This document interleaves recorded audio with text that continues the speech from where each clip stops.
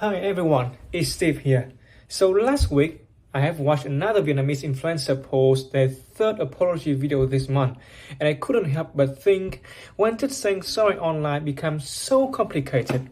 Today, I want to talk about something we are all witnessing but maybe not fully understand: apology culture on social media.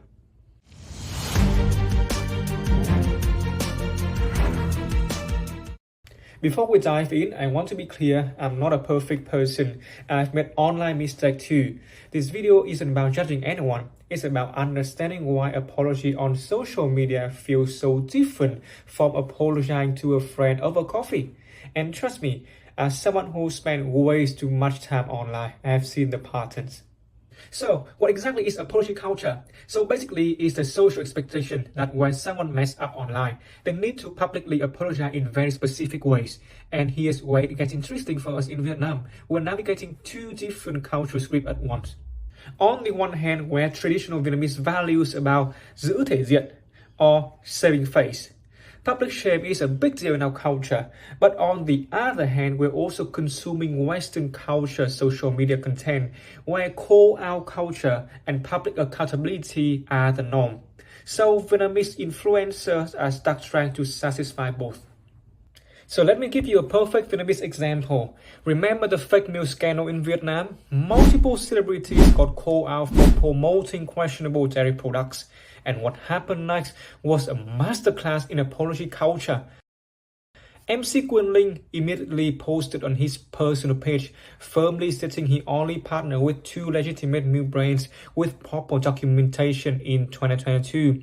Basically, not me, wrong person. Newsreader Quang Minh took a different approach. He admitted his mistake, said he wasn't carefully enough, and apologized to disappointed fans. Here's why it gets interesting. MC Thanh Vân didn't apologize directly at all. She just shared a clarification post from the milk company itself, basically distancing herself from the scandal. Meanwhile, actor Doãn Quốc Đam went full accountability mode, sincerely apologized to consumer. Admitted he unintentionally appeared in these ads. He stated that his parents didn't fulfill their legal commitments. For celebrity, four completely different apology strategies, same scandal. And this is exactly what I mean by apology culture. Vietnamese netizens wasn't just asking, are they guilty? They were scoring the apology themselves. Why didn't she apologize directly? His feels more genuine. She's just protecting her image. The apologies became performances to be judged and compared. And some cases even went to court. This shows how apology culture has become a spectacle we are all watching. This is what scholars call performative accountability. The apology isn't really about making things right with the people actually harmed. It's about managing your public image and satisfying an audience that might not have even been directly affected. And in Vietnam, where your online reputation can literally affect your family honor and your career, the stakes feel impossibly high. Now, I'm not saying all online apologies are fake. Some people generally mess up, reflect, and want to make amends. But the pressure to apologize perfectly, to hit at the right notes, to satisfy thousands of strangers who all have different expectations, that's exhausting. And honestly, it might be making us worse at actual accountability. I've been thinking about this a lot because I've been on both sides. I've demanded apologies from creators I follow. I've also been terrified of making a mistake myself. And what if I post something ignorant? What if I get ratio on Twitter?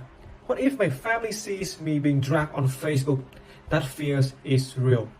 So here, I'm trying to practice now. 1. Remember that not every mistake needs a public apology. Sometimes a private conversation is more meaningful. 2. When someone does apologize, I try to ask myself, am I actually affected by this? Or I am just trying performing outrage because everyone else is. And 3. If I mess up, I want to focus on actually making amends, not just crafting the perfect apology tweet.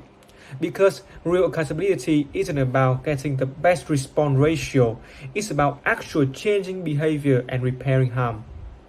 Look, apology culture isn't going anywhere, and maybe that's not entirely bad. It means we care about accountability. But I think we need to ask ourselves, are we creating space for genuine growth? Or are we just creating better performance? What do you think? comment below. And thank you so much for watching. I love to hear your thoughts, especially if you navigate this in Vietnamese online spaces. Have you seen the Mule Scanner apology? Do you think they were genuine or performative? Are apology getting more real or just better scripted? Let me know in the comments below. Take care and remember, it's okay not to be perfect. See you next time.